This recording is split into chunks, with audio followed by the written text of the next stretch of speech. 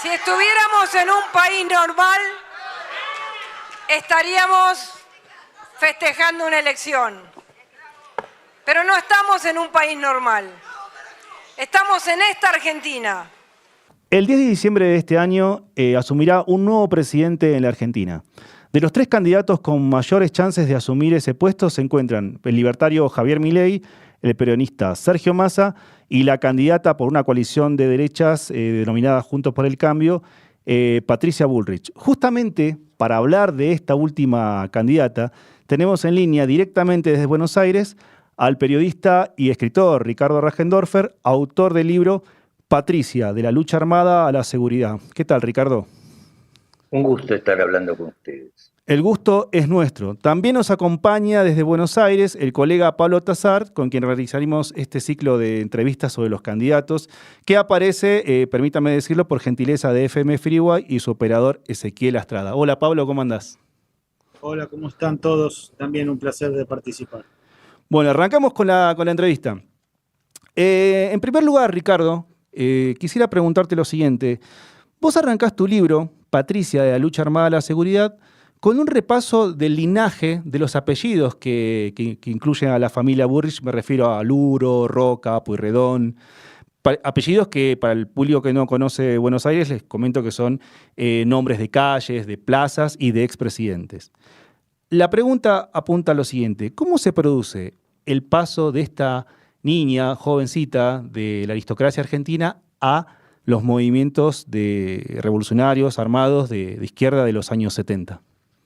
Bueno, su despertar político tuvo que ver un poco con el noviazgo que mantenía su hermana Julieta, que era 1 o 2 años mayor que ella, con Rodolfo Galimberti.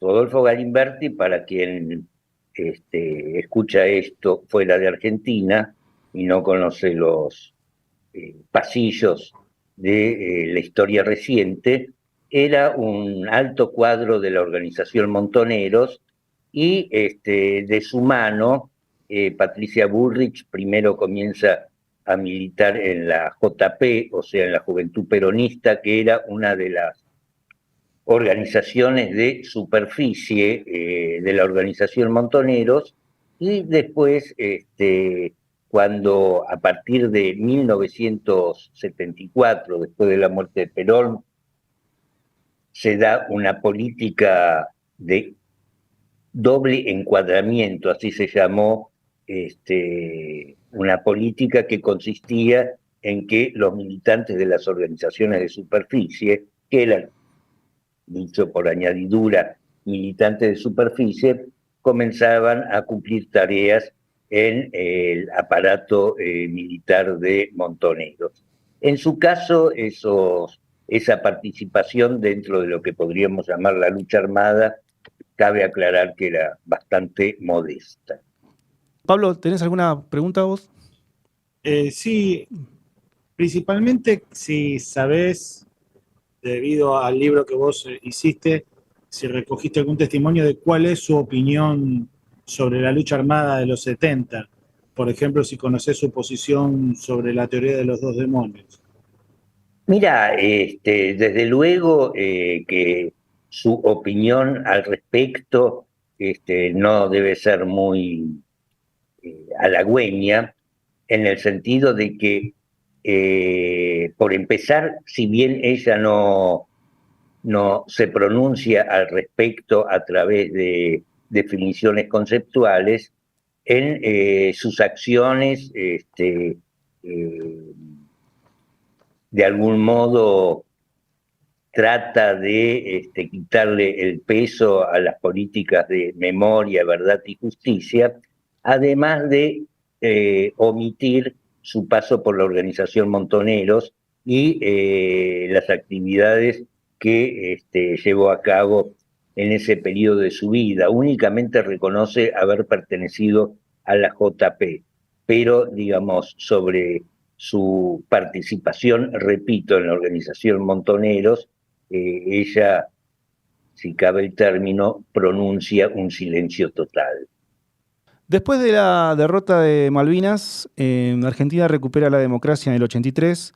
¿Cómo se produce después el paso de esa ex guerrillera, exiliada política, hasta llegar a ministra de Trabajo del gobierno de la Rúa entre los años 99 y 2001? ¿Cómo se da ese siguiente giro en su historia?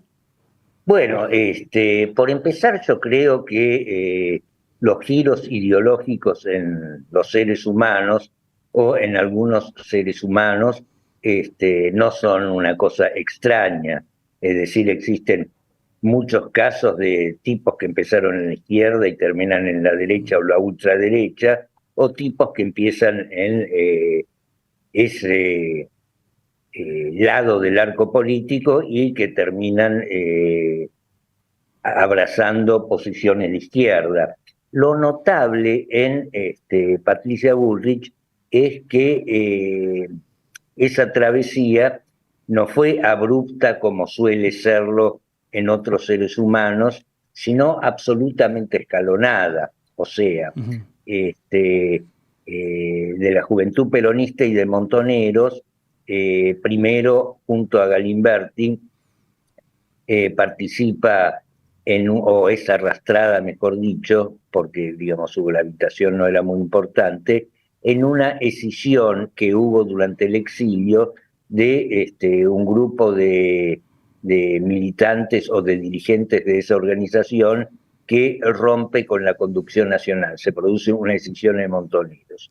Ya de regreso en la Argentina, a partir de fines de 1983, principios de 1984, cuando prácticamente ya no existía la organización Montoneros, ella, digamos, encabeza, se convierte en dirigente de una organización que era una especie de revival de la Juventud Peronista, pero sin Montoneros, que se llamaba la Juventud Peronista Unificada.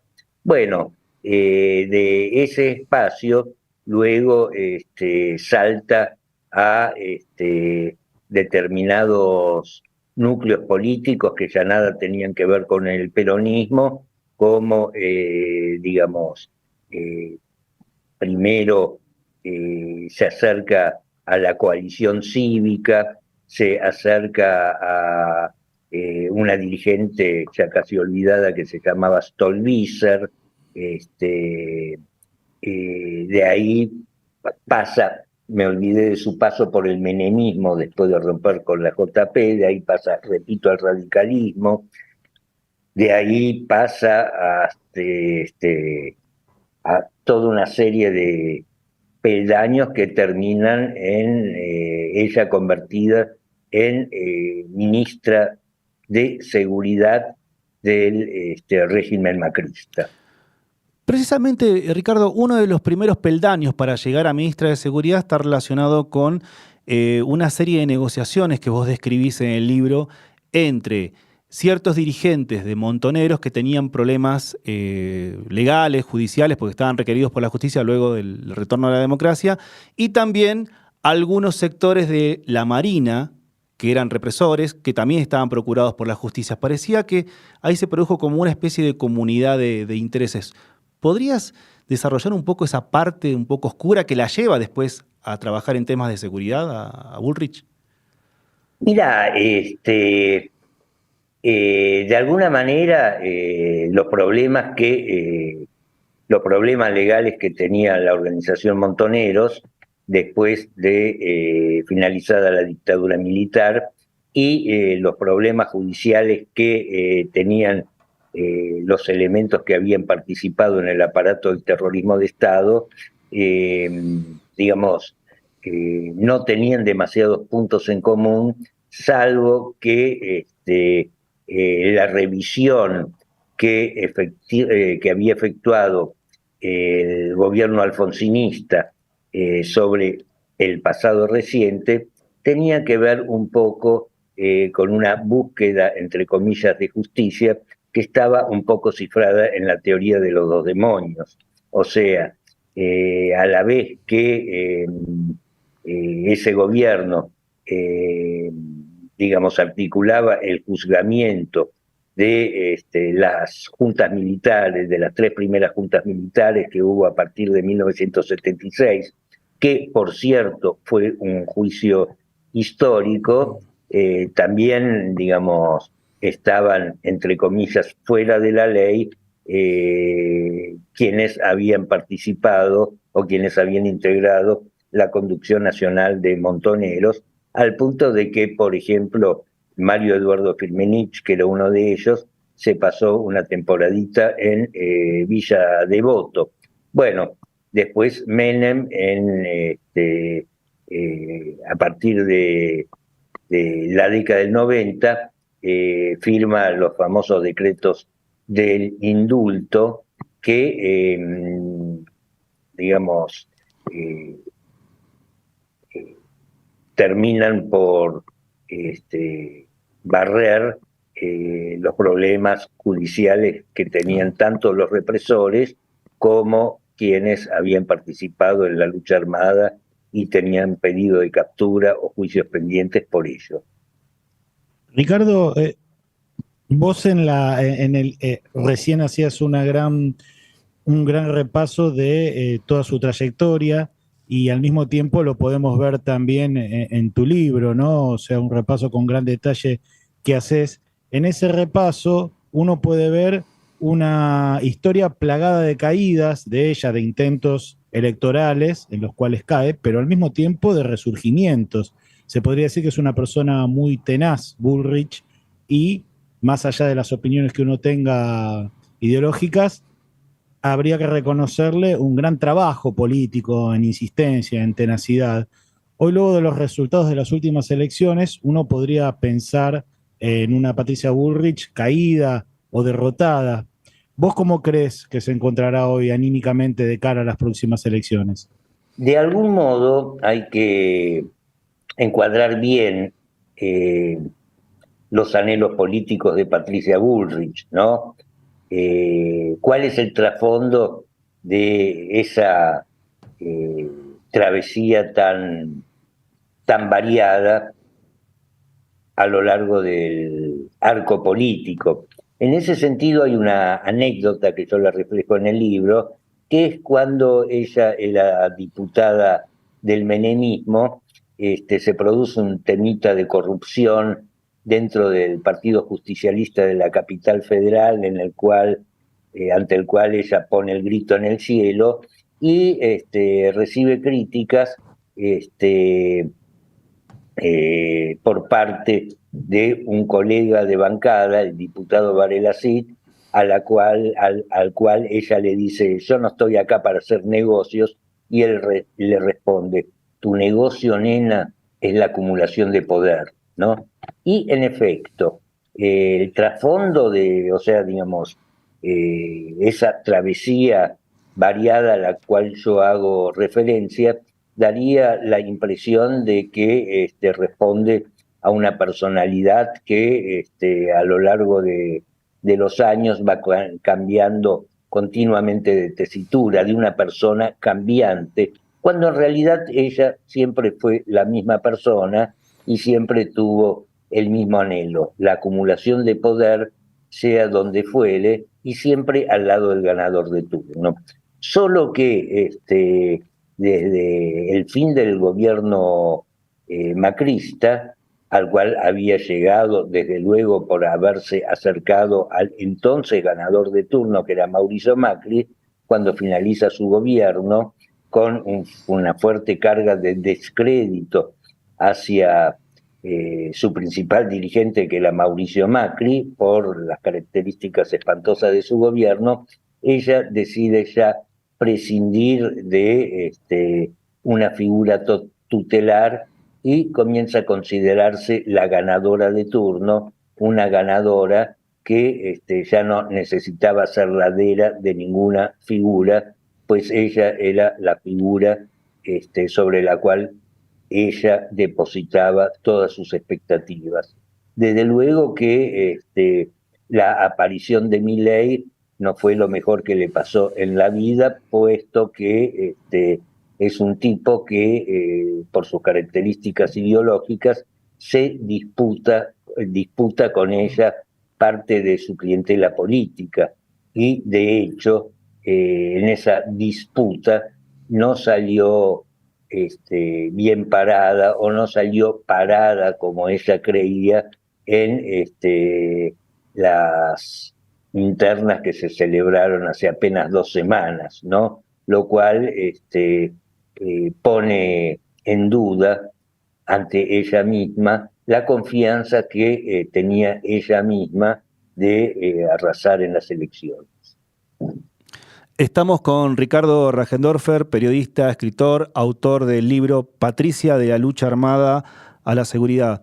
Precisamente en este libro, Ricardo, vos haces un repaso de sus 2 pasos por el Ejecutivo, primero como ministra de Trabajo y después como ministra de Seguridad. Sí. Sobre ese repaso que vos haces, ¿cómo te imaginás, en el caso de que gane, una presidencia Bullrich a partir del 10 de diciembre de este año? Es difícil ser optimista ante esa circunstancia. Lo que voy a decir, digamos, es una lectura muy subjetiva del asunto y tiene que ver con la visión, la cosmovisión que tengo de las cosas, pero pienso que sería una tragedia histórica por 2 razones. Una, porque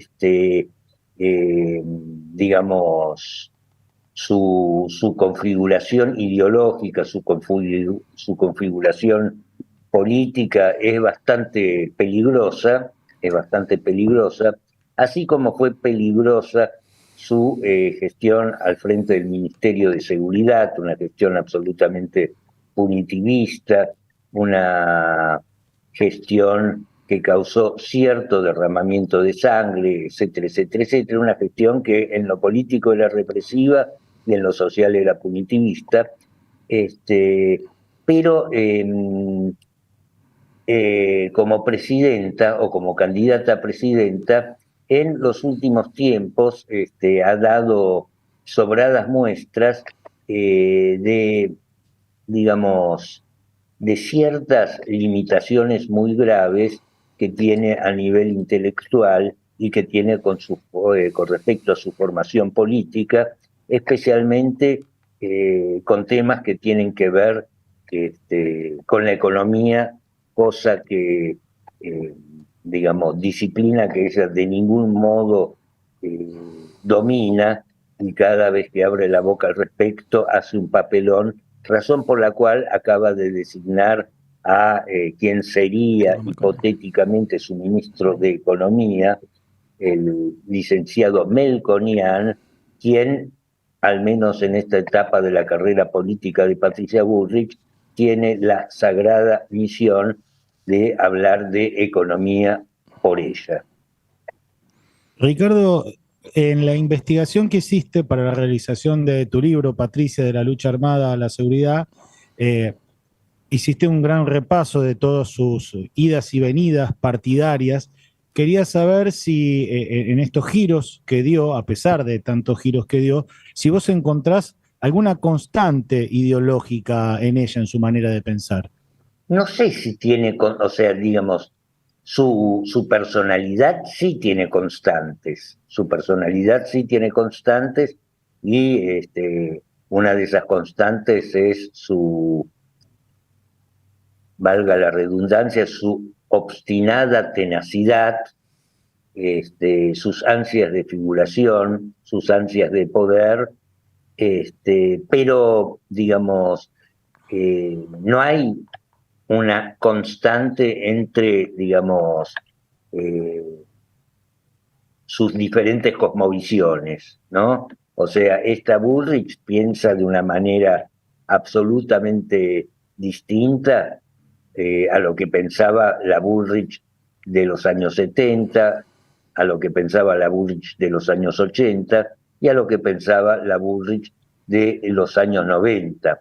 Tal vez su manera de expresarla, o tal vez su modo de poner esas cosas a la práctica, están sí anudados por un estilo y una forma que ella mantiene a lo largo de su vida. ese aspecto de su personalidad no cambió, y si lo hubiera cambiado, si cada lustro se convirtiese en otra persona, estaríamos hablando no de un fenómeno político, sino de un fenómeno psiquiátrico. Parte de la metodología de ella parece, por lo que vos describís en su trayectoria, es pegarse a personajes claves, ¿no? Y los descarta. Exactamente, o sea, primero se pegó a Galimberti, luego se pegó a Menem, luego se pegó a De la Rúa, luego se pegó a Elisa Carrió, luego se pegó a Mauricio Macri, y desde luego que el reemplazo de cada uno de esos referentes por otro está anudado por toda una reconfiguración de su papel dentro de la política argentina, ¿no? Y eso tiene que ver también con, más que con favoritismos ideológicos o con la revolución filosófica que puede bullir dentro de su cabeza, tiene que ver con especulaciones marketineras. O sea, si ahora estaría de moda el pensamiento de izquierda, ella sería una especie de versión desmejorada de Rosa Luxemburgo, ¿no? En su momento también, cuando queda, digamos, totalmente aislada políticamente después de la caída de la Rúa, donde ella fue la ministra de Trabajo que articuló un recorte del 13% en los saberes de los trabajadores estatales y de los jubilados, es decir, en un periodo en el cual nadie daba un centavo por su futuro. Ella, digamos, trata de resurgir, sea donde sea, incluso trata de acercarse a partir del año 2003 al kirchnerismo, y ni siquiera le contestaron, razón por la cual ella se convirtió en una acérrima opositora de los sucesivos gobiernos kirchneristas.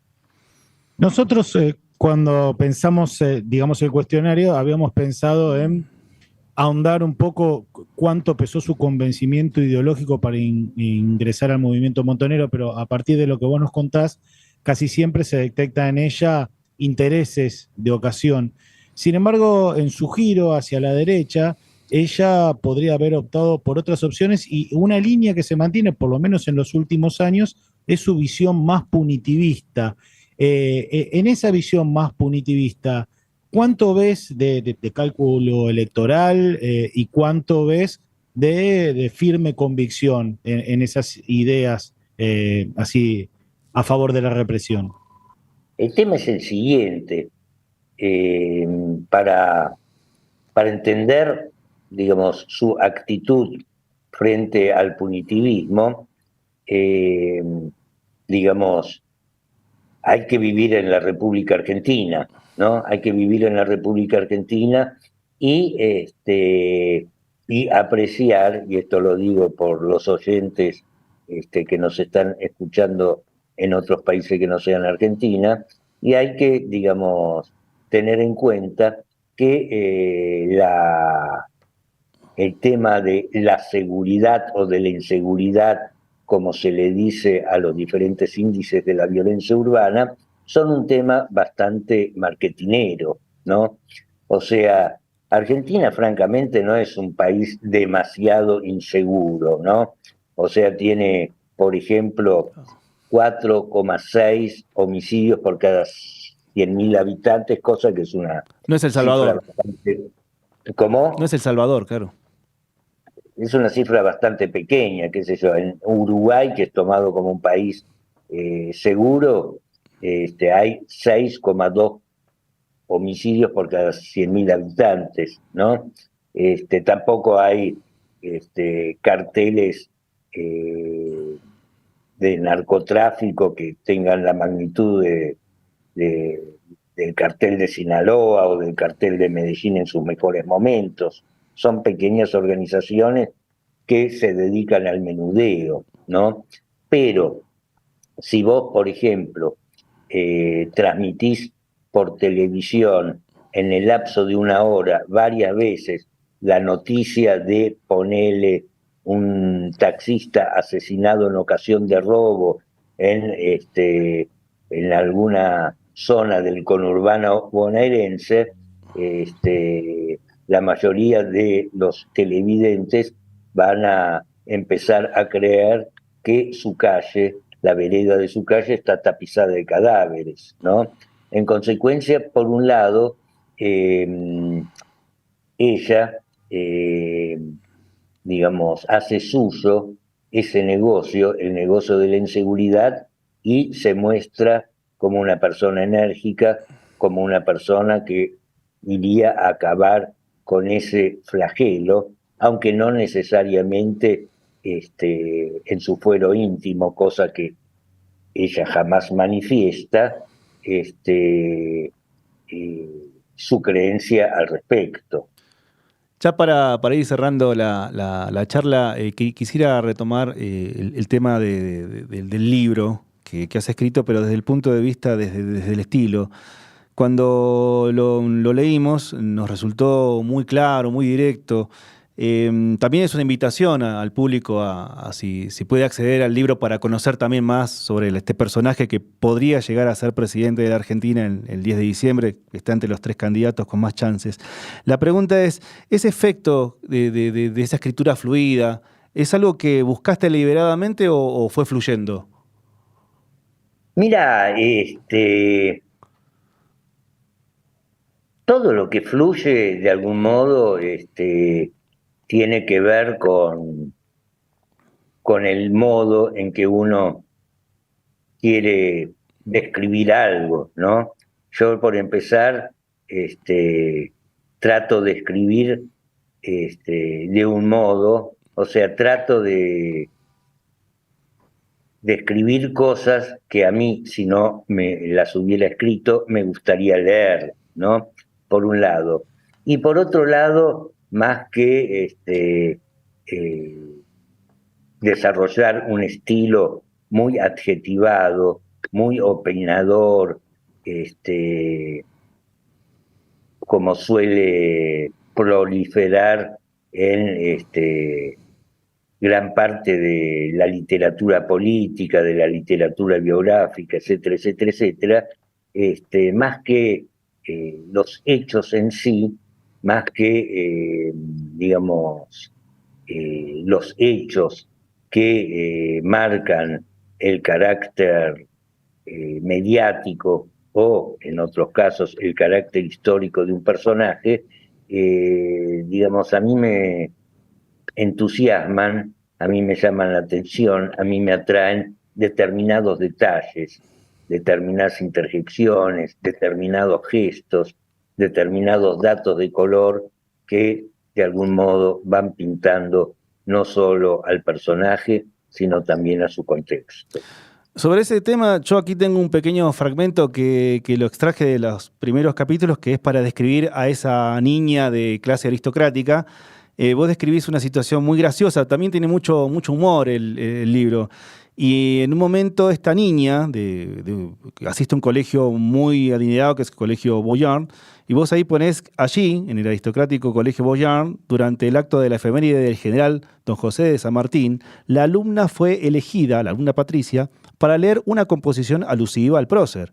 Sus palabras causaron una gran impresión. Con voz grave y no exenta de cierta severidad, se dirigió al prócer en segunda persona del singular, como si fuese un amigo de la familia. No faltaba, claro, a la verdad.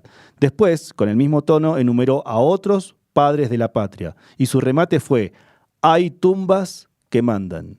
Patricia Bullrich Luro era una niña de lo más normal.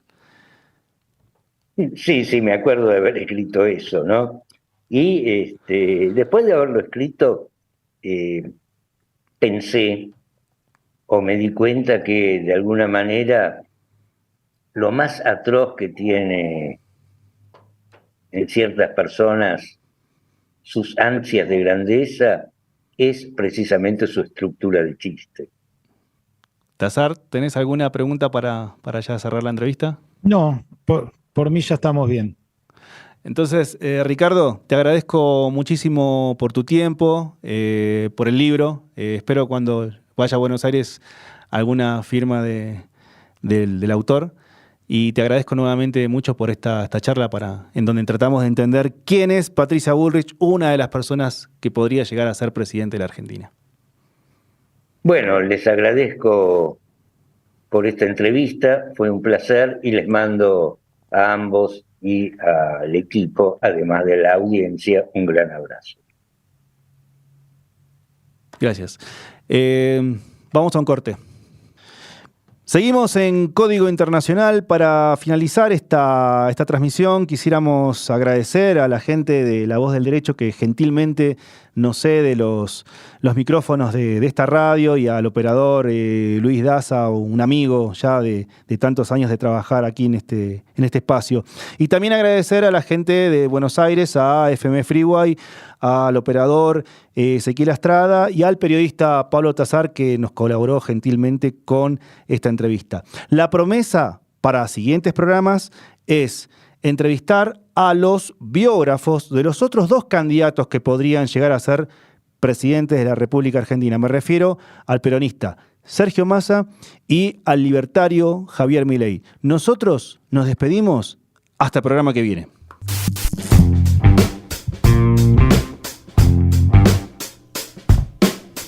La Voz del Derecho presentó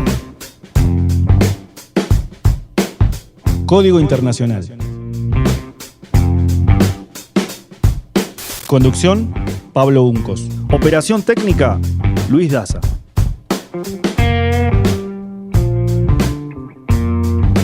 Porque el mundo tiene un código. Código Internacional.